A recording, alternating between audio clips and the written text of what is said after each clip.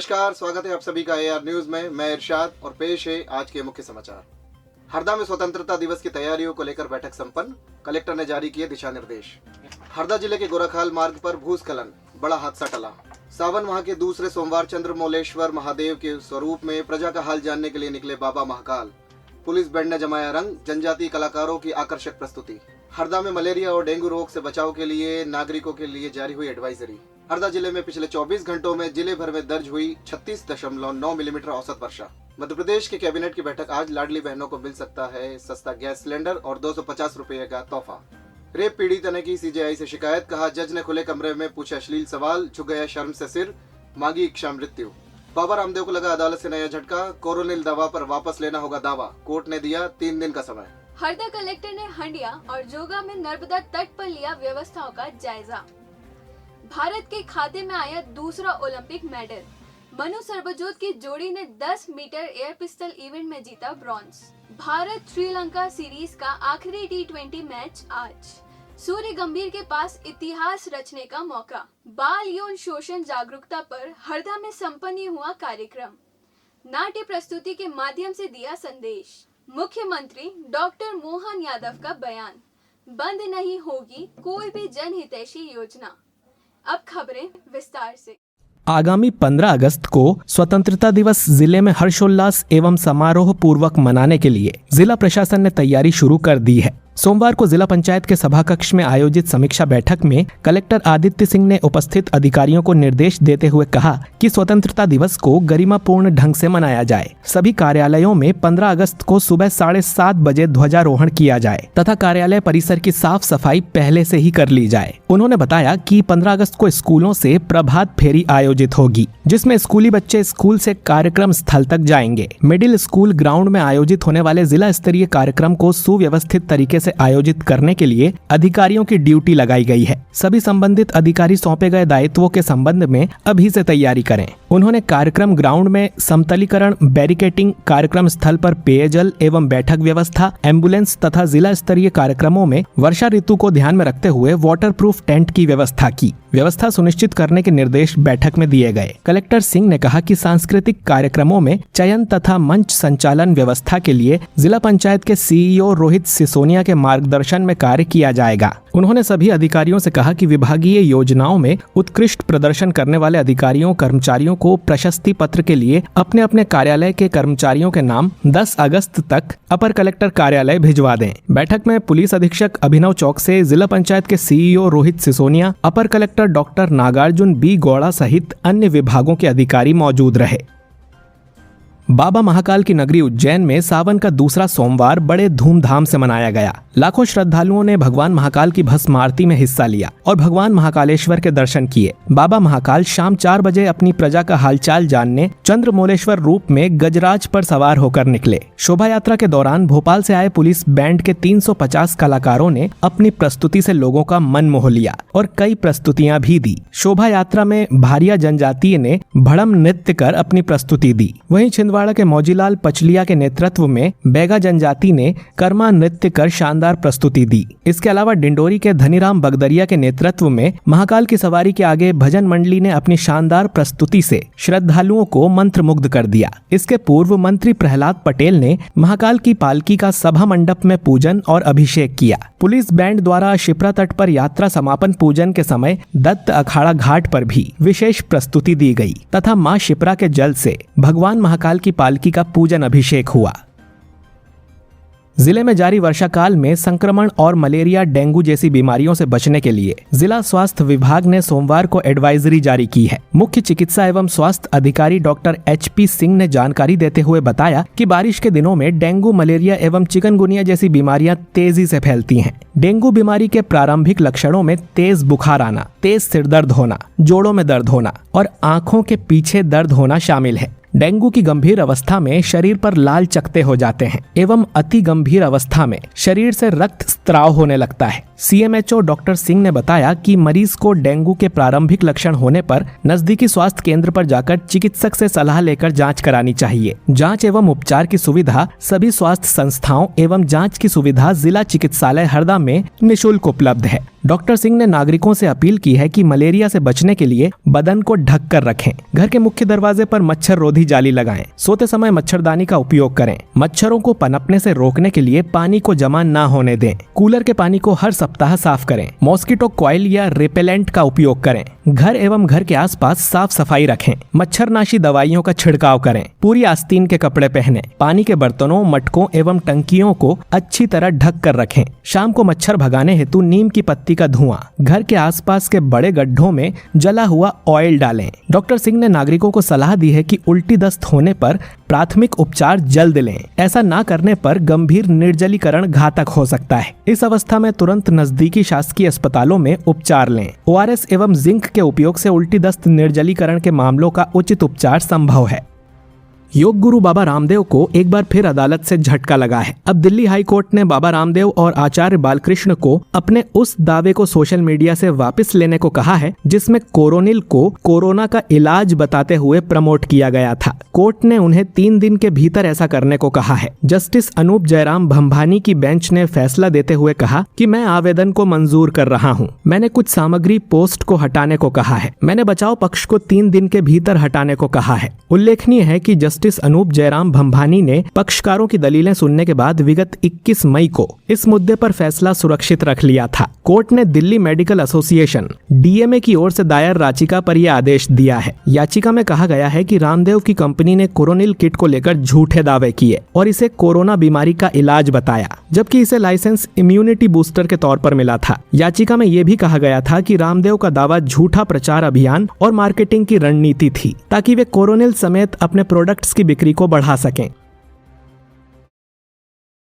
Mumbai Howrah mail दुर्घटनाग्रस्त, 2 की मौत, दर्जनों घायल। देर रात डाउन लाइन पर बेपटरी हुई मालगाड़ी से अप लाइन पर तेजी से आई मुंबई हावड़ा मेल टकराई।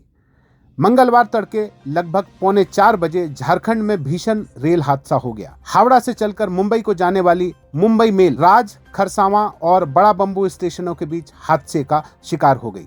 जानकारी के मुताबिक यह दुर्घटना झारखंड के सरायकेला में मंगलवार तड़के 3:43 पर हुई, जिसमें मालगाड़ी से टकराकर हावड़ा मुंबई मेल 12810 दुर्घटनाग्रस्त हो गई। टक्कर के बाद यात्री ट्रेन के 20 डिब्बे पटरी से उतर गए। अब तक कई यात्रियों के घायल होने और 2 यात्रियों की मौत की पुष्टि हुई है। हादसे की सूचना मिलते ही राहत तथा बचाव दल को मौके पर रवाना किया गया। हादसे के समय अधिकांश यात्री नींद में थे। टक्कर के बाद चीख पुकार मच गई। सबसे पहले ग्रामीण मौके पर पहुंचे और लोगों को निकालना शुरू किया। हादसे के कारण दक्षिण पूर्व रेलवे के टाटानगर चक्रधरपुर खंड पर रेल परिचालन पूरी तरह ठप हो गया है। कई ट्रेनों को रद्द कर दिया गया है, जबकि कुछ ट्रेनों का मार्ग बदला गया है। रेलवे अधिकारी पटरी की मरम्मत और ट्रेन परिचालन बहाल करने के लिए युद्ध स्तर पर काम कर रहे हैं। रेलवे ने हादसे के बाद हेल्पलाइन नंबर भी जारी किए हैं। हरदा जिला रहटगांव ब्लॉक के गोराखाल के नजदीक सोमवार को एक बड़ा हादसा होते होते रह गया।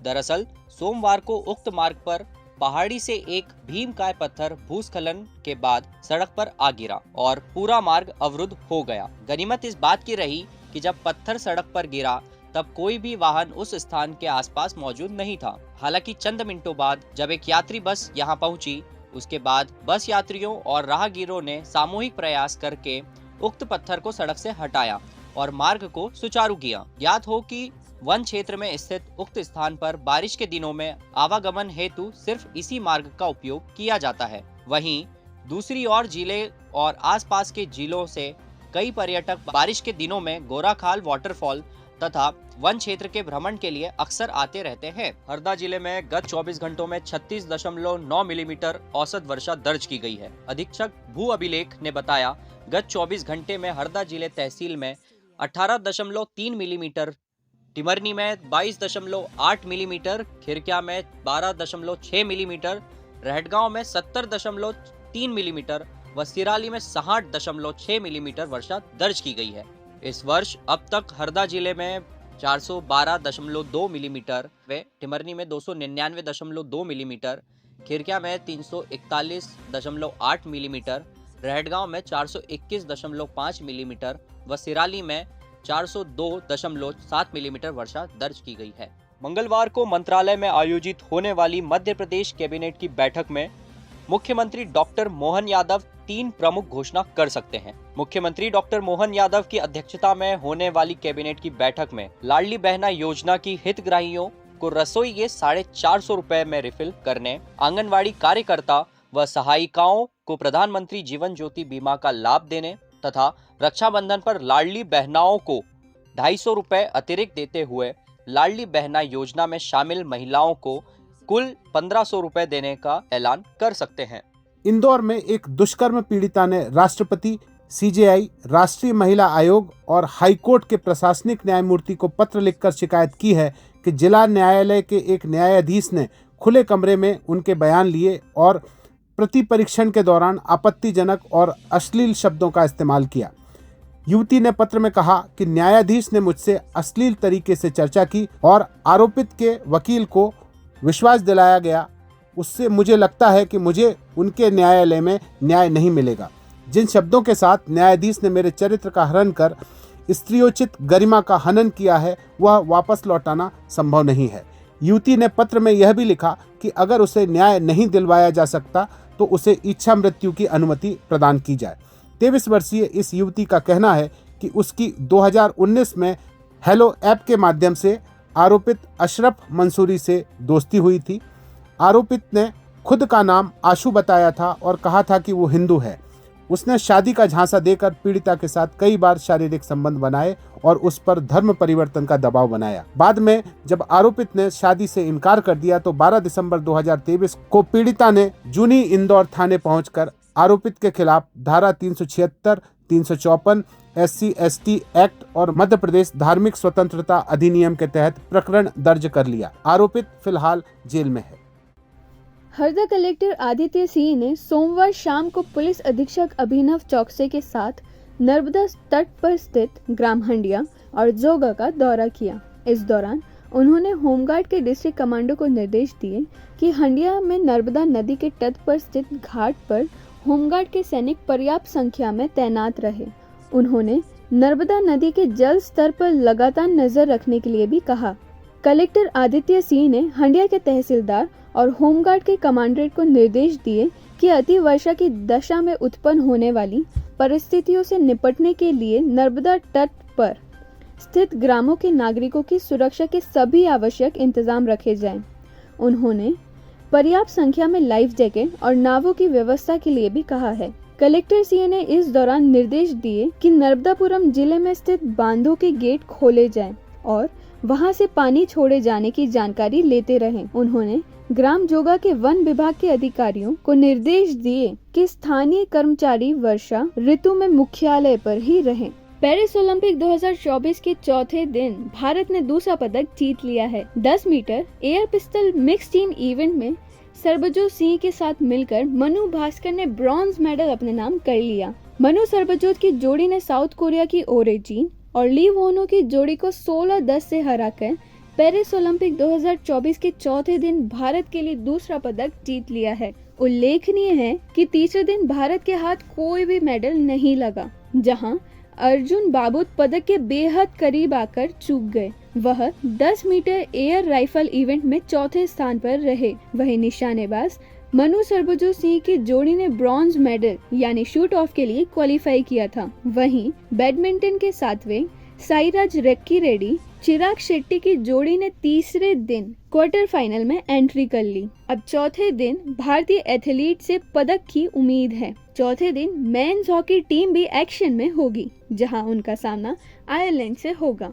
भारत और श्रीलंका के बीच 3 T20 सीरीज का आखिरी मैच आज शाम को श्रीलंका के पल्लेकेले इंटरनेशनल क्रिकेट स्टेडियम में 7 बजे खेला जाएगा। उम्मीद है कि गर्दन में ऐंठने के कारण पिछले मैच में बाहर रहने वाले शुभम गिल की टीम में वापसी हो सकती है। वहीं टीम इंडिया तेज गेंदबाज अलील अहमद और ऑलराउंडर वाशिंगटन सुंदर को मौका दे सकती है। आज का मैच जीतकर सूर्य कुमार यादव और हेड कोच गौतम गंभीर की जोड़ी अपने कार्यकाल की शुरुआत क्लीन स्वीप के साथ करना चाहेगी। मंगलवार को स्थानीय शासकीय कन्या उच्चतर माध्यमिक विद्यालय हरदा में विधिक सेवा प्राधिकरण के तत्वाधान में बाल यौन शोषण विषय पर जागरूकता कार्यक्रम का आयोजन किया गया। इस अवसर पर जिले के प्रतिष्ठित संस्था intellectual public welfare and training for art society Harda के कलाकारों द्वारा बाल यौन शोषण विषय पर केंद्रित नाट्य प्रस्तुति देकर छात्राओं को गुड टच, बैड टच, आपातकाल में स्थिति का मुकाबला करना तथा बाल संरक्षण अधिनियम के संदर्भ में जानकारी प्रदान की। आज जिला विधिक सेवा प्राधिकरण के तत्वाधान में कन्या माध्यमिक शाला में एक विशेष जागरूकता कार्यक्रम का आयोजन किया गया था। प्रदेश के मुख्यमंत्री डॉक्टर मोहन यादव ने मंगलवार को बड़ी घोषणा करते हुए दोहराया कि प्रदेश में जारी कोई भी जनहितैषी योजना बंद नहीं होगी, बल्कि योजनाओं की समीक्षा करके और उन्हें जनता के हित में कैसे बढ़े उस दिशा में हम काम करेंगे। मुख्यमंत्री आज कुशाभाऊ ठाकरे कन्वेंशन सेंटर भोपाल में फूड प्रोसेसिंग एंड प्रोड्यूसर की बाइंग सेलिंग मीट में सम्मिलित होने के बाद मीडिया से बात कर रहे थे। मुख्यमंत्री ने कहा कि हमारे बहनों द्वारा किए जा रहे नवाचार से मध्य प्रदेश के उत्पादन आज भी देशों में निर्यात किए जा रहे हैं। यह हमारे लिए गौरव व आनंद का विषय है। देखिए, मैंने पहले भी कहा है, अभी भी कहा है कि सरकार के द्वारा जनता के हितैषी कोई योजना बंद नहीं करेंगे, बल्कि योजनाओं की समीक्षा करके और उसमें जनता का हित कैसे बढ़े उस दिशा में मैंने सभी विभाग के माननीय मंत्रीगणों को कहा है, पीएस को कहा है कि सारी योजनाओं को रिव्यू करें और जनता के हित की और योजना जो चालू कर सकते हैं वो प्रत्येक योजना चालू करना चाहिए, ताकि हमारे सभी वर्गों को सरकार की योजनाओं का लाभ मिल सके। मेरी अपनी ओर से आप सबको बधाई।